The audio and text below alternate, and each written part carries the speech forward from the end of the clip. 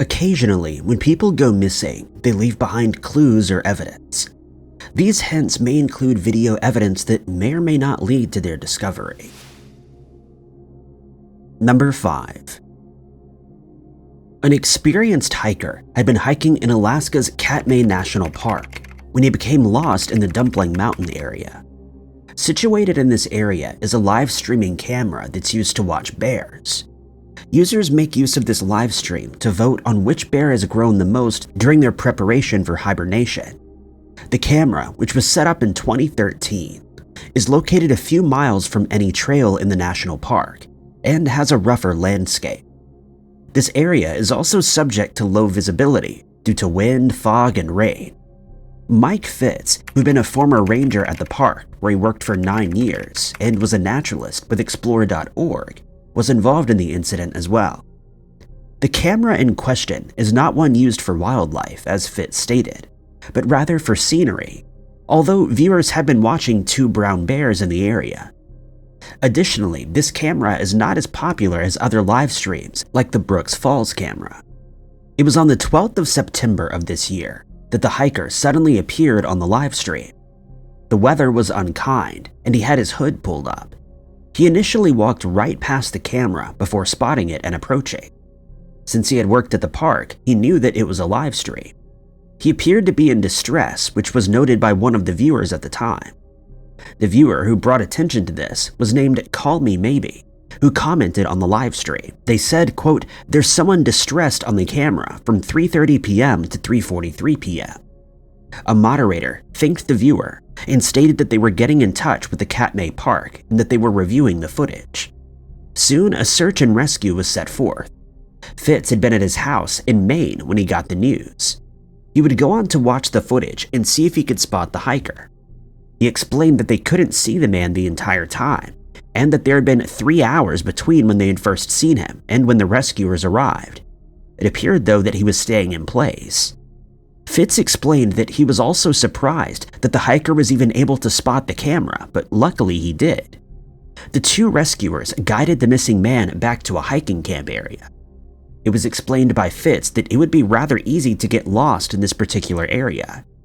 He accounted for the severe weather that one would experience at the top of the mountain, and it's difficult for anyone to find their bearings when in these conditions. In addition to the severe weather, there was no cell phone reception in the area where the hiker was found. The area is said to measure around 4 million acres of land. Catmai is one of the biggest parks in the country. It's said to even be larger than Yellowstone and Yosemite combined. The Yosemite National Park sees many disappearances of its own on a yearly basis. It's incredible and lucky that this missing person was found, since it happens so rarely, especially in national parks as large as this one. This also marked the first time a rescue was made using a live streaming camera in a national park. The park and organization are usually alerted about bear and wildlife behavior, but nothing to this extent. Once the man had been rescued, the commenters celebrated. One explained that they were glad that there were so many good lip readers viewing the situation and could catch phrases such as "help me" and words like "lost." The viewer, Call Me Maybe, who commented and brought attention to the situation, commented after the rescue, saying that they were crying with relief.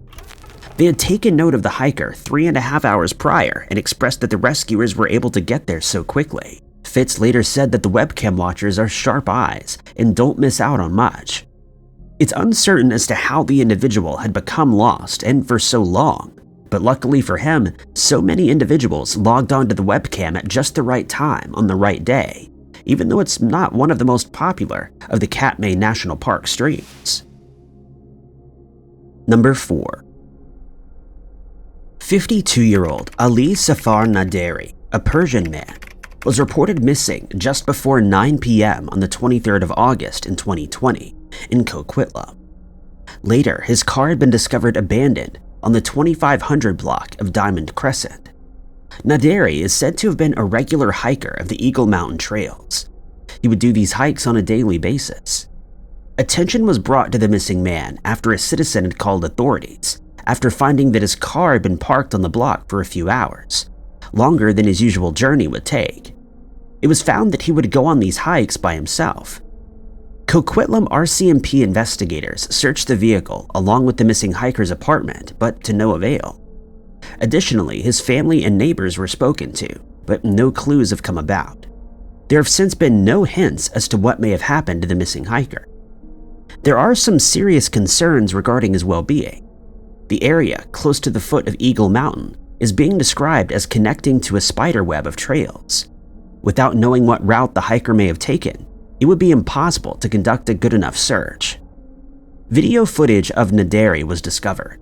A screen grab from this video was released. He can be seen wearing brown or darkly colored shorts, a jacket, and dark shoes. With him, he's carrying hiking sticks. The screen grab shows the man ascending a trail among some large rocks. After some time, it was revealed by the RCMP that progress had been made, but this progress still didn't lead to the discovery of the missing individual. It was also stated that Coquitlam RCMP detectives and SAR volunteers were working together to figure out what the best approach would be in finding Naderi. There was no indication of foul play involved in the disappearance. After investigators had appealed to the public for any information, along with many other tips, they had also received the video footage in question, which had now shown Naderi hiking on a trail. He's described as being 5 feet and 10 inches tall and weighing around 176 pounds. The man has brown eyes and black salt and pepper hair. His hair is said to curl over his ears. Should anyone have any information regarding the whereabouts of him, you're asked to contact the Coquitlam RCMP at 604-945-1550 with file number 2020-22677. Corporal Michael McLaughlin expressed gratitude toward volunteers and those who sent in important tips. He would then explain that the detectives managed to pinpoint an area that they could go to search, but still the man was lost. Helicopters were also used to search the surrounding areas, and citizens were asked to stay away from the general area while these helicopters operated. After a week had passed, the difficult decision had been made to suspend the search for Naderi. The investigators would go on to announce the discouraging information that following Monday. The case remains open, but search efforts ceased after they'd been stressed for some time. McLaughlin explained that the authorities had scoured all the nearby trails and off-trail locations. He expressed that due to there being no additional information, and due to the lack of supplies, they would not be putting more SARS teams at risk in the search efforts. It's maintained that the case will remain open until Naderi is found. It was discovered that Naderi had been captured on a motion detector trail camera, which allowed rescuers to narrow down the area, but still nothing. The authorities believe that Naderi had entered the same area without telling anyone of his plan or route before leaving. Strangely, he'd been missing some vital equipment. To this day, the missing man has not been found, and his case remains open. Number 3. The following footage shows the moment that Felix de Jesus was placed in handcuffs, sometime before he had disappeared into thin air. Hilton police officers released a news release along with an image of the missing man and a description. They requested assistance from the public to aid in the 41-year-old man's search. He'd been last seen on the 2nd of February in 2022 in Patterson. At the time, what authorities failed to mention was that evening, 2 Patterson cops had forced him to patrol their vehicle and then dropped him off at the West Side Park close to the Passaic River. It had taken 2 months for authorities to acknowledge the encounter that the missing man had had with the 2 officers, and another 10 weeks before they were forced by the court to publicly release the video footage that was taken on the officer's body camera. It's uncertain as to why the man had been arrested and then later dropped off. According to Eric de Jesus, the brother of the missing man, the authorities were trying to hide that they were possibly the last people to see him. 1 year later, Felix still has not been found. His family stated that they don't feel any closer to finding him than in the early days of his disappearance. Eric expressed that he wants to believe that he'll be found and that the authorities speak of a new lead, but they can't tell them what that new lead may be. Crystal Garcia, a woman married to one of the De Jesus brothers, stated that it feels as though something bad has happened to Felix and that it's been way too long. Since the month that Felix went missing, his family has regularly attended the Patterson City Council meetings and shown up at the City Hall every Tuesday night to ensure that the case will not be forgotten. The family has also condemned the authorities and how they handled this case. They additionally demand all information regarding the entirety of the case, but unfortunately their pleas have been left unanswered. Garcia and Eric have even contacted the FBI, but didn't hear anything after a face-to-face meeting several months ago. The council had asked the New Jersey Attorney General's office to intervene in the case regarding the disappearance of Felix, but nothing on the matter has been revealed thereafter. Hilton authorities had referred inquiries about Felix to a member of the Passaic County Prosecutor's Office, who overlooks fatally involved investigations. The prosecutor's office, though, would go on to say that the probe is being handled by Hilton police. It was later stated that the encounter that Felix had with the two cops had not been released at the start due to the confidentiality of internal affair police probes. The two police officers were Jacob Feliciano and Dodi Zaria. They were both suspended for 90 days on the 1st of November after they had broken a variety of department rules. These included the fact that they had turned off their body cameras before releasing Felix. The suspensions ended after the specified time, and the two went on to resume their duties on scheduled days. The family of Felix de Jesus, though, would then go on to file their own criminal complaints about the two officers with the Bergen County Prosecutor's Office, but they had no probable cause and would dismiss the charges.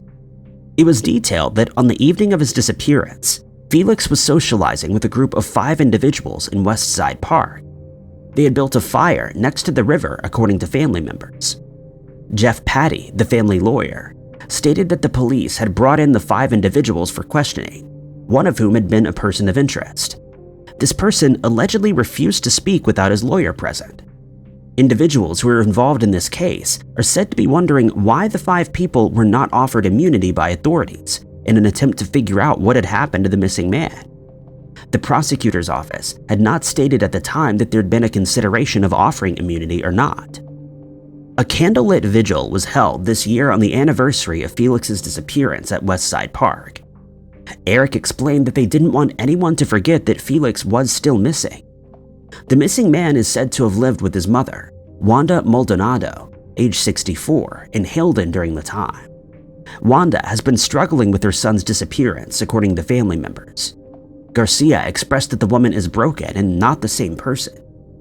Felix has 2 children, one of which is a 22-year-old daughter, and the other an 18-year-old son who lives in Passaic with their mother. Relatives revealed that the son had graduated from Passaic High School in June of 2022 without his father present. Only later would it be revealed as to why Felix was detained. He allegedly bothered a woman in Union Avenue.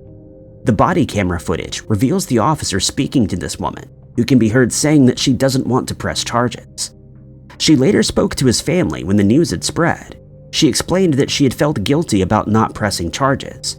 Otherwise, he would be in jail and not missing. Patterson Police and Fire would reopen the case and search the nearby river, but Felix was still not found.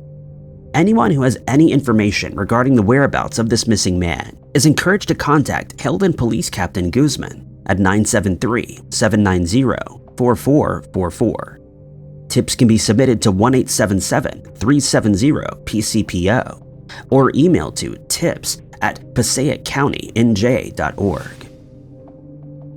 Number 2. Levi Davis is a 24-year-old rugby or football player who had a promising career ahead of him and also dabbled in reality TV.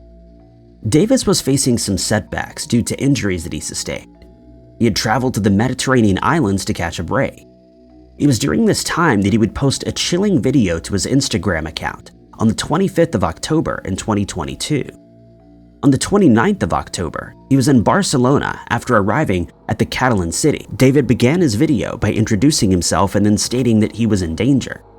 He was speaking to the people in his life and used a slow and clear tone. He explained that the video was a call to relatives and friends from school, university, and colleagues.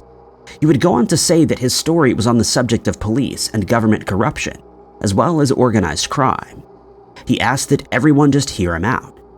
Davis outlined the danger he'd been experiencing and explained how he came to be in this situation. He ran through the story, stating that it had begun in London after he appeared on the X Factor. He had made new friends during this time. 3 years before this video, Davis had begun a friendship with a new person he had met. The relationship had grown through the music. He spoke of the details as to how his friend would go on to exploit him. This was the moment he would reveal some insight into his disappearance. The two would occasionally meet up, but the last time they had, before his disappearance, he was given a substance unwillingly and was then blackmailed.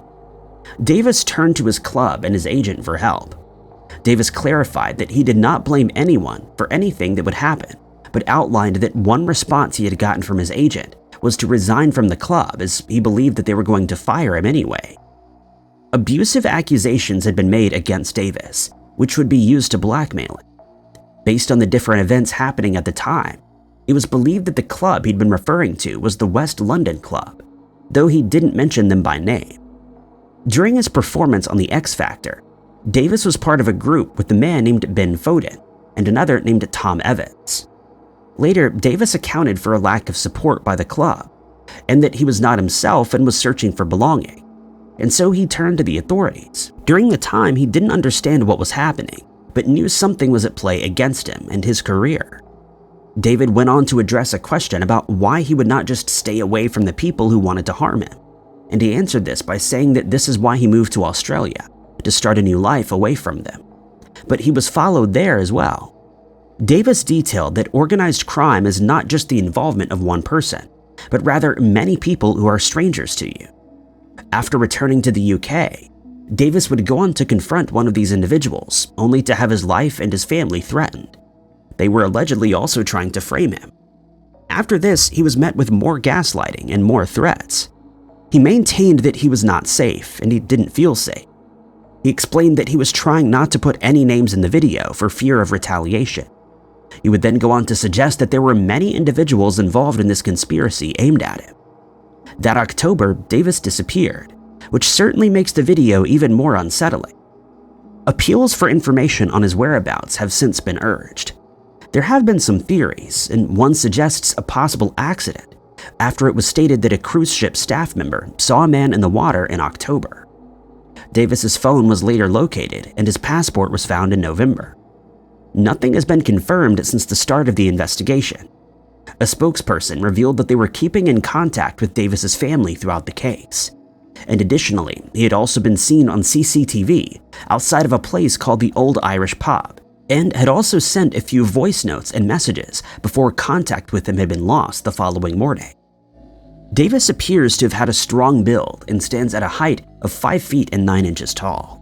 He's said to have a slight beard as well as a mustache. He disappeared on the 29th of October in 2022 in Barcelona, Spain, and his whereabouts are still unknown to this day. Number 1. 32-year-old photographer Chelsea Graham had left San Diego to journey to a wedding in Connecticut on the 24th of September. She had planned to document this trip in photos. 3 days into the lengthy journey, Chelsea had called her parents to tell them that she didn't think she could do this trip alone and was going to camp for a couple of days before returning home.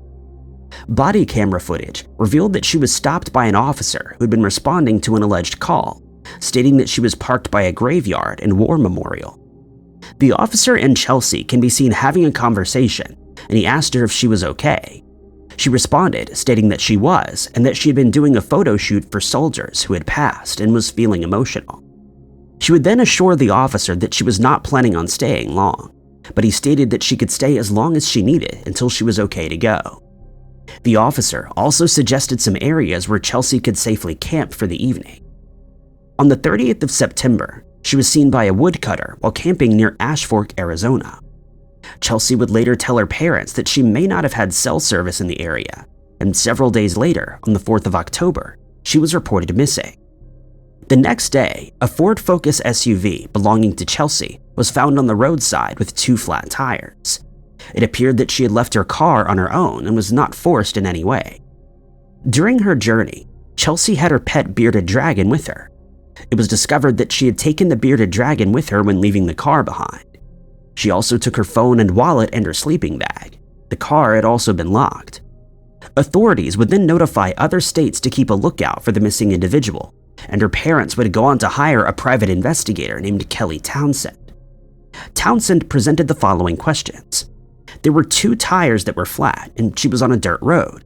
How far was the body camera footage from where the vehicle was discovered? Did anybody interact with the woman and then drive off? Chelsea's parents are hanging on to hope, but no evidence as to her whereabouts has since been found. Janet Grimm, Chelsea's mother, explained that others may recognize her easier because she's carrying around a bearded dragon, which is probably not a very common thing to do in the area. In pictures, Chelsea appears to have blonde hair and blue eyes. In one picture of the missing woman, she's wearing red-rimmed glasses that appear rather distinct. It also looks as though she's wearing a nose ring in one nostril. She also has some tattoos, and authorities have released an image of her outstretched hand where some of them can be seen. Interestingly, Stephen Grimm, Chelsea's father, expressed that she'd been upset with the man that she had been dating and was scared of him. He felt as though Chelsea was perhaps running away from this man, and that it was affecting her mindset. Various images relating to this missing person have been released, including images of her SUV, but no clues have come up yet regarding her whereabouts. Should anyone have any information regarding this missing individual, you're urged to make contact with the Coconino County Sheriff's Office at 928-774-4523. A map image showing Chelsea's journey has also been released to aid in the search for her. It includes dates and what she had done on that day.